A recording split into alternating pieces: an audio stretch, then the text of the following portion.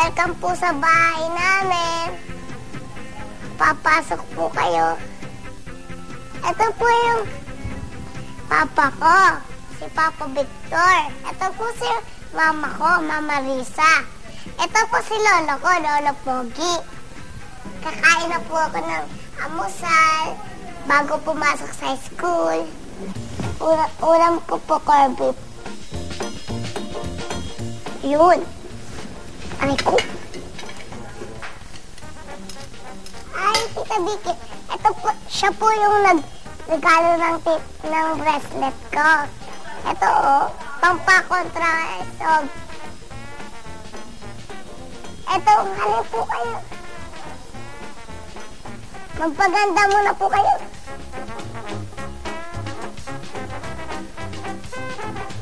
Diba? Ito po si ate ko, yung natutulog kanina. Hapon na nagigising. Maragring.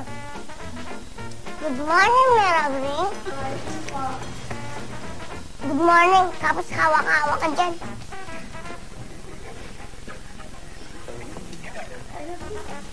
Iyak ka? Nahiga ka pa? Ibigay niya siya.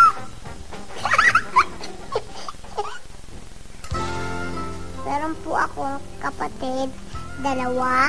Si ate ko po, Ate Nicole, at saka po si kapatid ko, Nathaniel. Mahal ko po sila. Si Raisa po, mabait po talaga siya.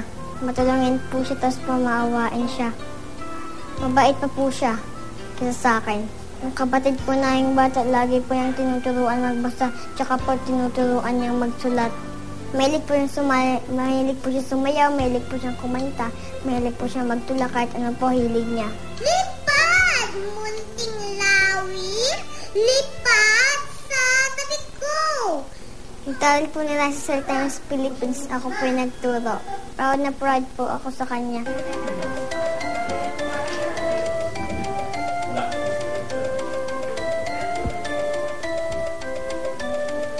Bye-bye.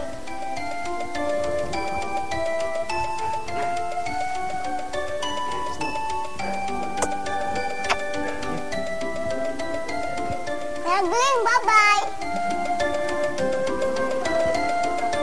Isa pa, yung ano ko po, isa kong kapatid, yung makulit na bata. Tulog pa. Sakit na, lagi ipin, pabunot. Tara na po, papasok na ako sa school. Flag ceremony na. Ako mauuna.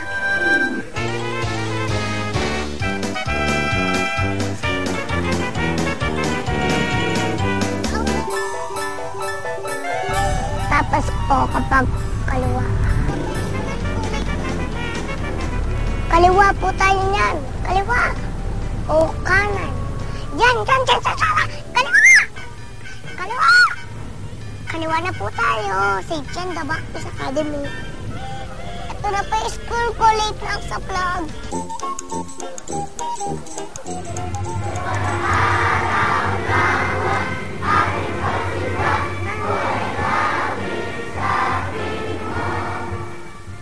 Ang priority po namin talagang makatapos siya ng pag-aaral. Kasi po, alam naman po natin yung showbiz, hindi naman po pang habang panahon yung showbiz.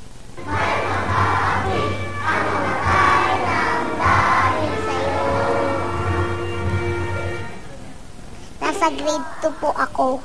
Una po, nag-aaral ako sa umaga, tsaka po sa tanghali, sa Itbulaga. Masaya po, wala mang pong pagod. Parang normal lang po. Sandra, Raisa. Ang paborito ko pong subject ay Pilipino. Dahil ang Pilipino po, mas easy lang. Yung English ang hindi ko po alam kung nakapasa ako. Ako ay may aking ginagalaw. Aking ginagalaw. Aking ginagalaw. Bibo po siya. Parang ano po siya, pag nagsalita, matanda na. Tsaka, ano po, magaling po siya makisama sa mga klase niya. Gusto ko po kapag hindi ako naging artista po, teacher. Kasi po, para matulungan ko ang mga batang hindi nag-aaral.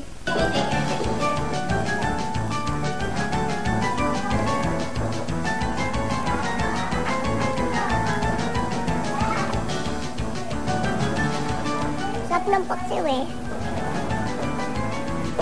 Ang paborito ko pong ulam ay paksiw.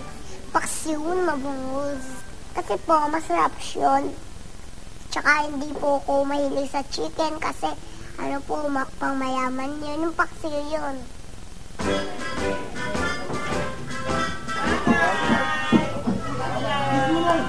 Magbulaga ka na. Bye! See ya! Thank you po. Bye-bye po. Mabuhay.